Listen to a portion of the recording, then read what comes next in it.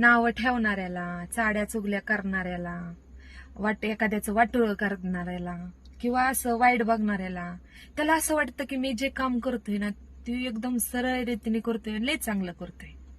पण एक सांगते, आपण जर दुसऱ्याचं वाईट करायला गेलो तर आपलं वाईट झाल्याशिवाय राहत नाही. आणि त्या माणसाचं कसं असतं माहितीये का, त्यांनी देवाला मारलेली हाक आणि त्याच्या मागचा त्याचा तळतळाट हा त्या माणसाला लागल्याशिवाय राहत नाही. हे कर्माचा भोग आहे आणि हे कर्म आहेत, हितच करायचे आणि हितच फेडायचे. बरोबर का नाही? त्यामुळे लोकांचं चांगलं बघा, लोकांच्या आनंदामध्ये आपला आनंद बघा, किंवा लोकांचं चांगलं झालंय त्याच्यात आनंद हिरवून घ्या. आपलं ऑटोमॅटिक चांगलं होणार आहे. नाहीतर तो असाच आहे, तो तसाच आहे, त्याला नावं ठेवायचं, त्याच्याबद्दल वाईट बोलायचं, ह्याला त्याला एकाचं दोन करून सांगायचं. हे फालतूपणानं लय चांगलं लोक नाहीत म्हणत, आणि सत्य हे कधी झाकत नाही, उघडकीस येतच.